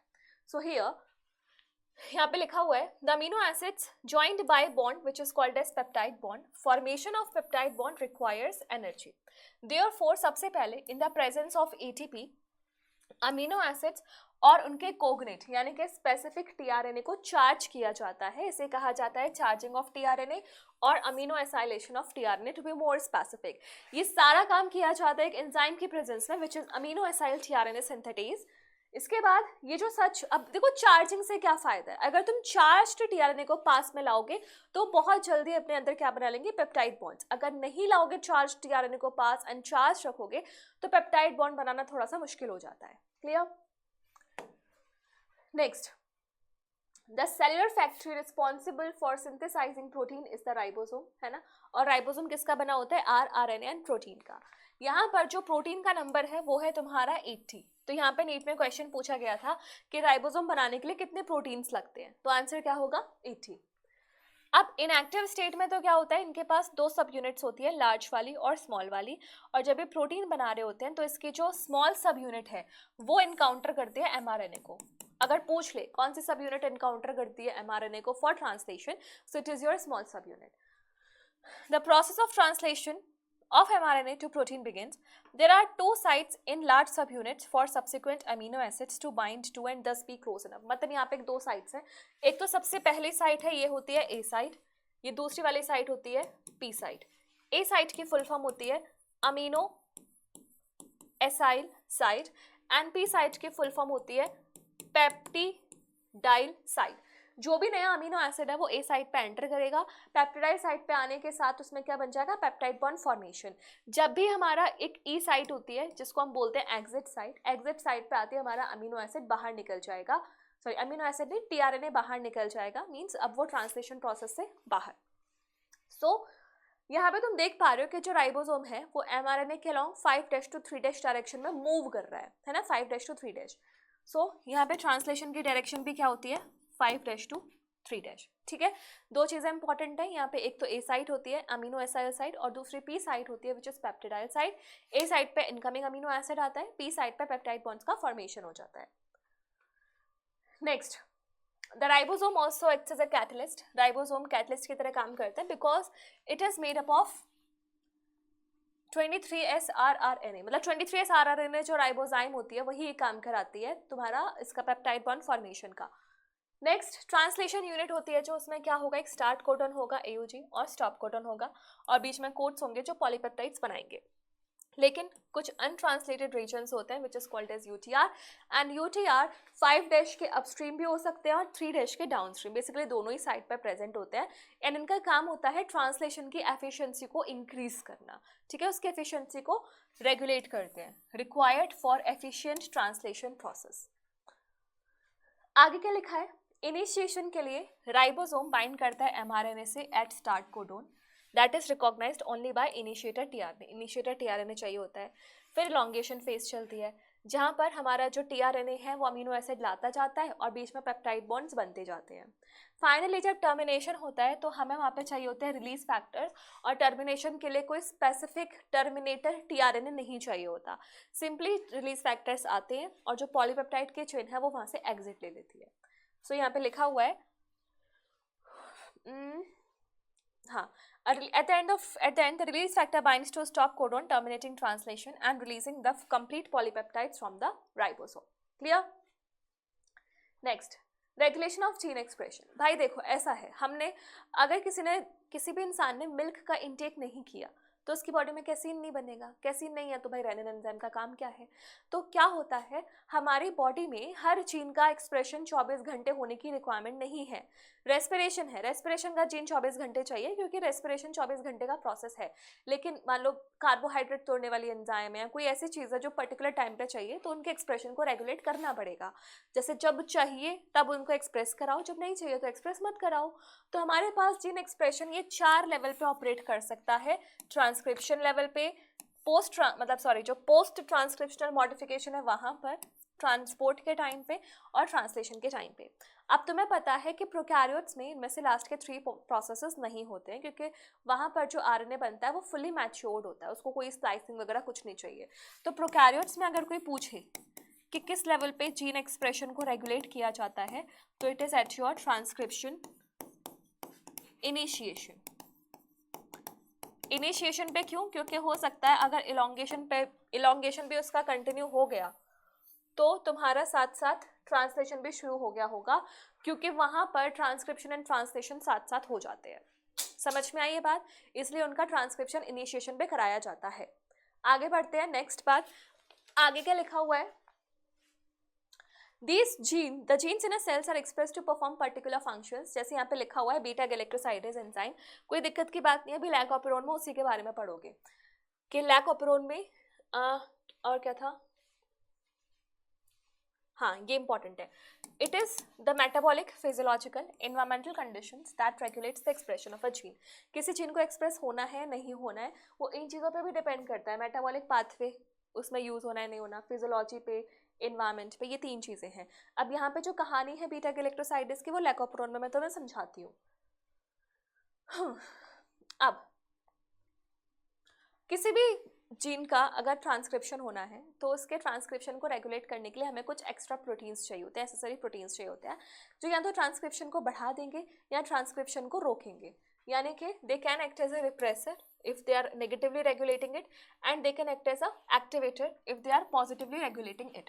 ठीक है, तो ये इनका इंटरेक्शन होना ज़रूरी है। किसके साथ ये इंटरेक्ट करते हैं? ऑपरेटर के साथ। और ये जो प्रोटीन्स होते हैं वो स्पेसिफिक होते हैं, जैसे लैकोपेरोन का लैक ऑपरेटर स्पेसिफिक होगा, रिप्रेसर प्रोटीन स्पेसिफिक होगा, so these are specific in nature. Now there is a term called as operon. Operon क्या होता है? Transcriptionally regulated unit. एक यूनिट है जिसका ट्रांसक्रिप्शन हो रहा है, तो उसको रेगुलेट रखना पड़ेगा ताकि हमें पता चल जाए कि भाई इसका कब कब ट्रांसक्रिप्शन कराना है, कब कब नहीं कराना, कितना कराना है, कितना नहीं कराना। तो यहाँ पर इसको जो डिस्कवर किया था, आइडेंटिफाई किया था, वो किया था जैकब एंड मोनाड ने। Jacob was your geneticist and biochemist कौन थे? मोनाड थे। तो इन्होंने बोला ट्रांसक्रिप्शनली रेगुलेटेड सिस्टम, जिनको इन्होंने नाम दिया ओपेरॉन। ओपेरॉन के यहाँ पे नाम लिखे हुए हैं, जैसे लैक ओपेरॉन में लैक का मतलब होता है लैक्टोज। टीआरपी ओपेरॉन में टीआरपी का मतलब होता है ट्रिप्टोफैन। एआरए का मतलब अरेबिनोज। हिस का मतलब हिस्टिडीन। वेल का मतलब वेलिन। समझ में आया?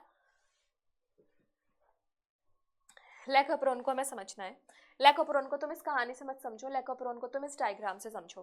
देखो लैकोपेरोन में एक प्रमोटर है, एक आई है। आई कहने को तो रेगुलेटरी जीन है, बट ये नेगेटिव प्रोटीन बना रहा है, यानी कि इनहिबिटर कोड कर रहा है।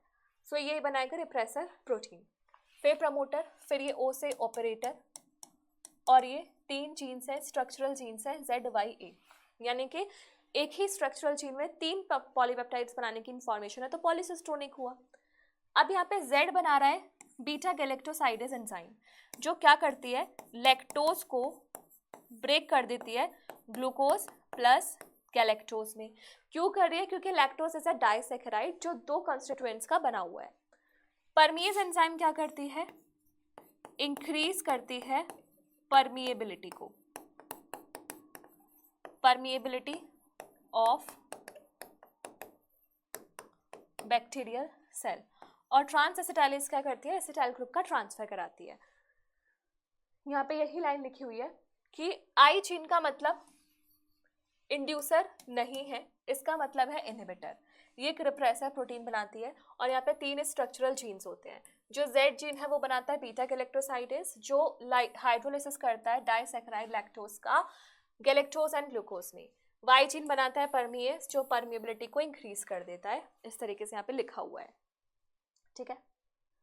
अब लैकोपेरोन तब चलेगा ना जब लैक्टोज होगा, लैक्टोज है नहीं तो लैकोपेरोन चलेगा क्यों?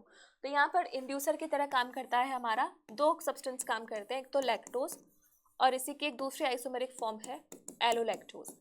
अगर इन दोनों में से कोई भी हुआ तो हमारा लैकोपेरोन चलेगा। तो पहला केस है जब इंड्यूसर नहीं है, यानी कि लैकोपेरोन नहीं है, तो उस केस में क्या होगा? आई जीन रिप्रेसर प्रोटीन बनाएगा, ये रिप्रेसर प्रोटीन पे बाइंड कर जाएगा ऑपरेटर से। अब जैसे ही ऑपरेटर से बाइंड करता है तो इसकी बाइंडिंग आगे वाले जीन्स के एक्सप्रेशन को रोक देती है, तो यहाँ पे कोई भी लेक mRNA नहीं बनेगा। लेकिन अगर इंड्यूसर हुआ तो क्या होगा? इंड्यूसर बाइंड कर जाता है हमारे रिप्रेसर प्रोटीन से और उसके स्ट्रक्चर में चेंजेस करता है। ये चेंजेस इसको ऑपरेटर से बाइंड नहीं करने देते। अब ऑपरेटर से बाइंड नहीं करेगा तो इन तीनों जीन्स का एक्सप्रेशन होगा, ये बनाएंगे लेक mRNA, जिसके डिफरेंट डिफरेंट सेगमेंट्स ये तीनों प्रोटीन्स बना देंगे। So this whole chart is important for your board exams as well as यहाँ पे तीनों जीन्स के फंक्शंस क्या क्या हैं, क्या कोड करता है, that is important for a NEET perspective, क्योंकि वहां से MCQs आते हैं directly in the form of matching, ठीक है। तो this is important for you. ये वही लिखा हुआ है सारा कुछ इंड्यूसर के बारे में, और फिर लिखा हुआ है परमिएज के बारे में, ठीक है, इसको पढ़ लेना। यहाँ पे एक इंपॉर्टेंट चीज लिखी हुई है, ये वाली लाइन देखो। अगर किसी भी ओपेरोन को रिप्रेसर रेगुलेट कर रहा है तो उसको नेगेटिवली रेगुलेट करेगा। तो यहाँ पर तुम्हें देखने को लगेगा कि lactose is negatively regulated, but यहाँ पे तुम्हें ध्यान देना है, यहाँ पे लिखा हुआ है कि regulation of lac operon by repressor is referred to as negative regulation, lac operon is under control of positive regulation as well. तो नीट में कभी क्वेश्चन आ जाए कि lac operon is under dash negative regulation, positive regulation, don't know या none, कुछ भी option आ जाए जहाँ पे बोथ का ऑप्शन ना हो, so you have to prioritise the option number negative regulation. But if there is an option of both negative and positive, तो सबसे पहले तुम्हें उसको ही टिक करना है। पॉजिटिव कैसे होता है वो एक अलग कहानी है जो हाई लेवल पे पढ़ेंगे, लेकिन अभी के लिए एनसीईआरटी ने तुम्हें अलर्ट कर दिया है कि नेगेटिव पॉजिटिव दोनों होता है। Clear? Next is the human genome project which is HGP, जिसको हम एक मेगा प्रोजेक्ट बोलते हैं क्योंकि ये 13 ईयर्स तक चला था, 13 साल तक चला था ये प्रोजेक्ट। अब जीनोम क्या होता है? जीनोम का मतलब हमारे सेल के सारे जीन्स, चाहे वो माइटोकॉन्ड्रिया में हो, न्यूक्लियस में हो, कहीं भी हो, सारे जीन्स के कलेक्शन को हम जीनोम बोलते हैं। तो यहाँ पर ये एक HGP was called as a mega project जिसको 13 साल चलाया गया था। हमारे इसका टारगेट क्या था कि हमारे पूरे ह्यूमंस के जितने भी जीन्स हैं सबकी सीक्वेंसिंग हो जाए, पता चल जाए कितने जीन्स हैं, क्या सीक्वेंस है, क्या उनकी फंक्शनिंग है, सब कुछ। ठीक है। सो यहाँ पर हमने 3 × 10⁹ बेस पेयर्स को पढ़ना चाहा था। एक बेस पेयर को पढ़ने की कीमत थी $3। तो अगर तुम इसको महसूस करना चाहो तो it can be assumed as कि तुम एक बुक लिख रहे हो जिसके एक पेज में 1000 लेटर्स हैं और एक बुक में 1000 पेज हैं, तो ऐसे तुम 3300 बुक्स लिख सकते हो। इतना ज़्यादा बड़ा सीक्वेंस है ये। HGP जिस बायोलॉजी की फील्ड के अंदर आता है उसे कहा जाता है bioinformatics. You can assume it to be an integration of biology with computer. पूरा एक डेटाबेस तैयार किया जाता है, बहुत ज़्यादा मतलब थोड़ा सा अजीब टाइप का, अजीब तुम्हें क्या ही बोलूँ, कोडिंग, कंप्यूटर, ये सारी नॉलेज थोड़ी सी यूज हो जाती है बायो इन्फॉर्मेटिक्स में। तो HGP is a part of bio informatics and fingerprinting is a part of forensics. Clear? अब इसके गोल्स क्या थे, क्या क्या जानना चाहते थे ये? तो आइडेंटिफाई अप्रॉक्सीमेटली 20 से 25 हज़ार जीन जो हमारे DNA में मिलते हैं, डिटरमाइन करना सीक्वेंस का इतने सारे बेसिस का, स्टोर करना इस इंफॉर्मेशन को डेटाबेस में, ऐसे टूल्स बनाना कि इसको तुम अच्छे से एनालाइज कर लो, फिर इस इंफॉर्मेशन को अलग अलग इंडस्ट्रीज में भेजना ताकि कहीं कहीं से कुछ चीज़ें ह्यूमन वेलफेयर के लिए आ जाएं, और फाइनली एड्रेस करना इथिकल, लीगल, सोशल इश्यूज जिसको हम लिखते हैं ELSI। तो ये एब्रिवेशन भी इंपॉर्टेंट है। ठीक है, ये इसके गोल्स थे। गोल्स अलग हैं, फीचर्स अलग हैं। ठीक है, अब यहाँ पे इन लोगों ने इनका काम पार्टिसिपेट किया था। 13 ईयर का प्रोजेक्ट था, coordinated by US department of energy, national institute of health. Wellcome Trust इसकी इनिशियल पार्टनर थी, बाद में इसको जापान, फ्रांस, जर्मनी और चाइना जैसी कंट्रीज से भी योगदान, कंट्रीब्यूशन देखने को मिला था। अब यहाँ पर ये वाला पार्ट इंपॉर्टेंट है कि ह्यूमन के अलावा हमने बहुत सारे ऐसे ऑर्गेनिजम्स हैं जिनका जीनोम अपने एक सीक्वेंस कर लिया है। तो क्या क्या नाम है इनका? Bacteria, yeast, Caenorhabditis elegans which is a free living nematode यानी कि बीमारी नहीं कॉज करता। Then we have Drosophila, plants में 2 है, राइस एंड अरेबिडोप्सिस। तो इन सबको आइडेंटिफाई कर लिया है। तो ये बहुत इंपॉर्टेंट है फॉर योर नीट MCQs, पूछा जाएगा। ठीक है, नेक्स्ट मैथडोलॉजीज क्या थी? देखो, तुम्हें ह्यूमन के जीनोम को यानी कि DNA के सीक्वेंस को आइडेंटिफाई करना है तो तुम्हारे पास 2 मेथड्स हैं। या तो तुम क्या करो, पूरे का पूरा DNA का सीक्वेंस लिख दो, उसको DNA का सीक्वेंस लिख लो और फिर सब सीक्वेंस को, मतलब तुम पूरा DNA लो, उसको पढ़ने बैठ जाओ। ठीक है, उसके बाद फिर तुम बताओ अच्छा ये सीक्वेंस ये काम कर रहा है, ये सीक्वेंस ये काम कर रहा है, ये सीक्वेंस तो कुछ काम ही नहीं कर रहा। या फिर तुम्हारे पास दूसरा तरीका क्या है, DNA को एक्सप्रेस कराओ RNA से, एक्सोन वाला पार्ट लो, एक्सोन वाला पार्ट क्या फंक्शन दे रहा है उसको देखो।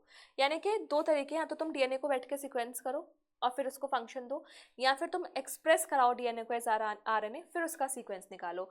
तो ऑब्वियस सी बात है, जो पहला वाला मैंने बताया डायरेक्टली DNA का सीक्वेंस करना, वो बहुत ज़्यादा टाइम कंज्यूमिंग एंड वेस्टेज भी है। जो दूसरा वाला तरीका है जहाँ पे एक्सप्रेस्ड पार्ट को तुम्हें सीक्वेंस करना है, वो बहुत ज़्यादा ईजी है। तो first part is called as sequence annotation and जो सेकेंड पार्ट है उसको कहा जाता है expressed sequence tags. Clear? So यहाँ पे लिखा गया है मेथडोलॉजी इसमें, identifying all the genes that are expressed as RNA, इसको कहा जाता है एक्सप्रेस्ड सीक्वेंस टैग्स। और दूसरा क्या है, the other look the blind approach of simply sequencing whole set of genome that contain all the coding non-coding sequence and later assigning different regions in the sequence, मतलब उसको sequence annotation कहा जाता है। अब ऐसा तो नहीं है ना कि मैंने एक सेल का डीएनए निकाला, वो डीएनए सालों साल चलेगा, खराब नहीं होगा, कुछ नहीं होगा, हो सकता है। तो ज़रूरत है कि मेरे सारे फ्रेगमेंट्स की मल्टीपल कॉपीज़ हो। मल्टीपल कॉपीज़ बनाने के लिए भी रिक्वायर वेक्टर। यहाँ पे 2 वेक्टर्स लिए गए थे, बैक और YAC. BAC is bacterial artificial chromosome and YAC is yeast artificial chromosomes. इनका यूज़ किया गया था,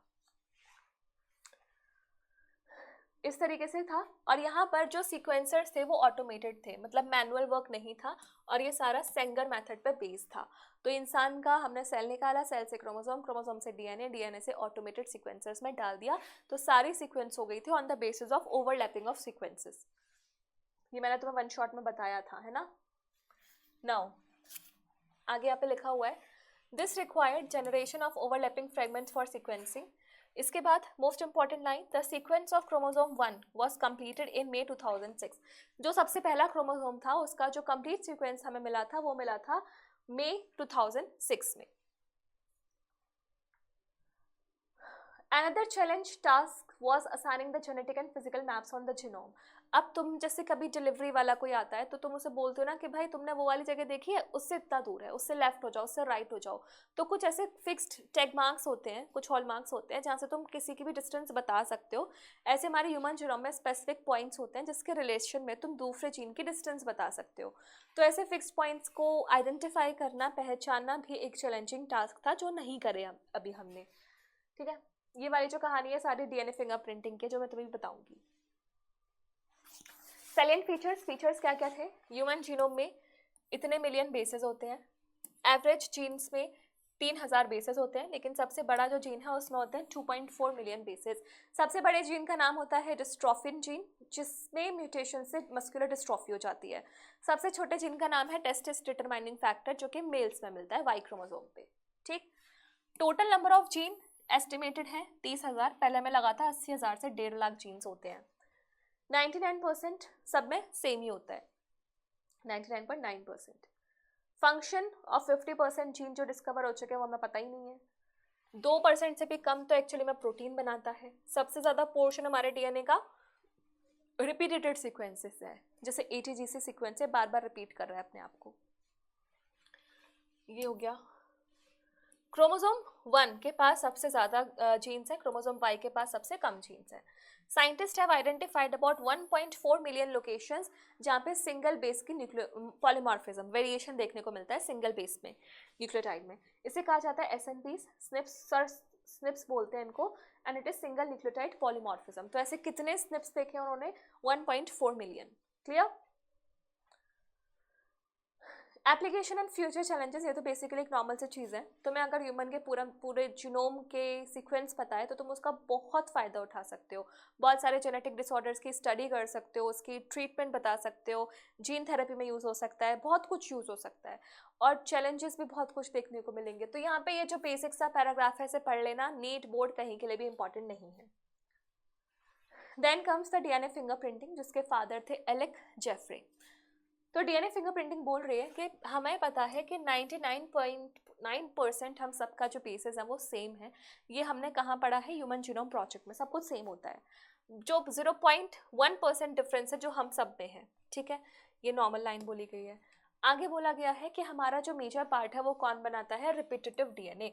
और ये repetitive DNA multiple times repeat होते हैं। ठीक है, जब भी हम किसी के डीएनए को उठा के सेंट्रीफिकेशन करेंगे, डेंसिटी ग्रेडियंट सेंट्रीफिकेशन, तो हमें 2 पीक्स मिलेंगी, एक बड़ी पीक मेजर पीक और छोटी छोटी पीक्स। बड़ी पीक बल्क डीएनए होगी और छोटी पीक सैटेलाइट डीएनए होंगी, यानी कि रिपीटेटिव सीक्वेंस। अब वो सैटेलाइट डीएनए में कंपोजिशन क्या है, लेंथ क्या है सेगमेंट की, रिपीटेटिव यूनिट्स क्या हैं, इसके बेसिस पे 3 पॉइंट्स हैं। कंपोजिशन क्या है, लेंथ क्या है, रिपीटेटिव सीक्वेंस क्या है, रिपीटेटिव सीक्वेंस का नंबर कितना है, इसके बेसिस पे सैटेलाइट्स 2 टाइप्स के हैं, मिनी एंड माइक्रो। फिंगरप्रिंटिंग के लिए मिनी सैटेलाइट्स का ज़्यादातर यूज़ किया जाता है। These sequences normally do not code for any proteins but form large portion of genome, यानी कि सारे सैटेलाइट्स इंट्रोन्स वाले रीजन में होते हैं, they are not going to code for any protein. Sample कहाँ से ले सकते हो? यहाँ से, blood, hair follicle, skin, bone, saliva, sperm, यहाँ सबसे लिया जा सकता है। सब same degree of polymorphism show करते हैं, same degree of polymorphism. Polymorphism word में जब भी बोलूँ तो इसका मतलब है जेनेटिक वेरिएशन, तो सब में सेम होगा, ठीक है। कहाँ कहाँ यूज कर सकते हो डीएनए फिंगरप्रिंटिंग को? पैटर्निटी टेस्टिंग, क्रिमिनल जो क्राइम सीन्स होते हैं वहाँ पर टेस्ट करने के लिए यूज कर सकते हो कि किस ये बाल किसका है, ये खून का निशान किसका है, ये सारी चीजें, बच्चा किसका है। Okay, next is polymorphism. Polymorphism मतलब वेरिएशन एट जीन लेवल। देखो ये म्यूटेशन ही होती है एक तरीके से। ये अगर कोई भी म्यूटेशन पॉलीमॉर्फिज्म बनना चाहती है तो उसकी जो फ्रीक्वेंसी होनी चाहिए पॉपुलेशन में आने की वो होनी चाहिए 0.01, यानी कि अगर हर 1000 में से एक इंडिविजुअल के पास वो म्यूटेशन आ रही है तो it is polymorphism and it can be used for the DNA fingerprinting purpose. But अगर ऐसा नहीं हो रहा तो नहीं होगा। दूसरी चीज़ क्या लिखी है कि म्यूटेशन भाई सोमैटिक सेल्स में भी आ सकती है, म्यूटेशन जर्म सेल्स में भी आ सकती है। अगर एक जर्म सेल की म्यूटेशन इम्पेयर नहीं कर रही इंडिविजुअल की ability to have offsprings या रिप्रोडक्शन एबिलिटी को खत्म नहीं कर रही है तो the other member of population, तो वो बाकी मेंबर ऑफ पॉपुलेशन में स्प्रेड करेगी, यानी कि वो पॉलीमॉर्फिक बन पाएगी। लेकिन अगर वो कहीं ना कहीं हमारी रिप्रोडक्शन एबिलिटी को हार्म पहुंचा रही है इन एनी सेंस तो वो पॉलीमॉर्फिज्म नहीं बन पाएगी। क्लियर? नाउ आगे क्या लिखा हुआ है, ये वो वाली लाइन जो मैंने तुम्हें बताई थी, फ्रीक्वेंसी इतनी होनी चाहिए उसकी।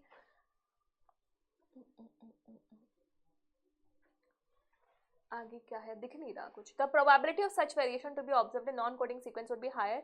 अब देखो, एक तुम्हारे पास कोडिंग रीजन है, एक तुम्हारे पास नॉन कोडिंग रीजन है। अब म्यूटेशन होना नॉन कोडिंग रीजन में ज़्यादा फायदेमंद है, क्योंकि मान लो कोई कोडिंग रीजन का ऐसा प्रोटीन हुआ जो रिप्रोडक्शन एबिलिटी को बढ़ा रहा हो या कुछ भी कर रहा हो रिप्रोडक्शन के साथ, और तुमने उसको हार्म पहुंचा दिया, डैमेज कर दिया, तो खत्म है, तो पॉलीमॉर्फिक नहीं बनेगा। तो इसलिए यहाँ पे लाइन लिखी गई है, the probability of such variations to be observed in non coding DNA sequence would be higher as mutation in this sequence will not have immediate impact on individuals reproductive ability.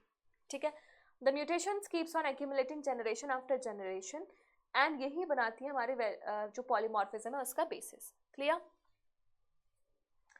आगे क्या बोला गया है, आगे steps लिखे गए हैं, और स्टेप्स लिखने के पहले एलेक्स जेफरे का नाम दिया गया जो हमारे फादर है फिंगरप्रिंटिंग के। He used a satellite DNA as probe and shows very high degree of polymorphism. इसको कहा गया वीएनटीआर, यानी कि variable number of tandem repeats. अब ये कुछ पॉइंट्स हैं। सबसे पहले तुम्हें क्या करना पड़ेगा, डीएनए को आइसोलेट करना पड़ेगा। सब कुछ मैंने वन शॉट में डिटेल में बता रखा है। डीएनए का आइसोलेशन, उसका digestion bye restriction endonuclease, digestion हुआ, फ्रेगमेंट्स बने, ultimately next step is electrophoresis. लेकिन जेल खराब हो सकती है, डीएनए खराब हो सकता है, तो तुम क्या करोगे, एक परमानेंट सोल्यूशन के टर्म्स में उस डीएनए के बैंड को ट्रांसफर कर लोगे एक मेम्ब्रेन के ऊपर। मेम्ब्रेन किसकी बनी होगी, नाइट्रोसेलुलोज या फिर नायलॉन की। इसे कहा जाता है ब्लॉटिंग, और हम डीएनए यूज कर रहे हैं तो इसे कहा जाता है सदर्न ब्लॉटिंग। डीएनए का यूज करोगे तो सदर्न ब्लॉटिंग, आरएनए का करोगे तो नॉर्दर्न ब्लॉटिंग, प्रोटीन्स का करोगे तो वेस्टर्न ब्लॉटिंग। फिर है hybridisation. Hybridisation using labelled VNTR probes, मतलब तुम्हें अगर जैसे पता है कि एटीजीसी रिपीट हो रहा है मल्टीपल टाइम्स इस वाली जगह, इस क्राइम सीन से मिले सैंपल में, तो तुम क्या करोगे, एटीजीसी का कॉम्प्लीमेंट्री बेस पेयर बना लोगे और उसको रेडियो लेबल कर दोगे। तो तुम्हारे जो फ्रेगमेंट्स आ रहे हैं उसके ऊपर वो वीएनटीआर प्रोब डाल दोगे ताकि वो हाइब्रिडाइज कर जाए उसके साथ। अगर हाइब्रिडाइजेशन, अगर वो होगा वहाँ पे सैंपल में तो हाइब्रिडाइजेशन होगी और लाइट डालने पे वहाँ पे कलर दिखेगा। अगर वो सैंपल में नहीं हुआ तो हाइब्रिडाइजेशन नहीं होगी।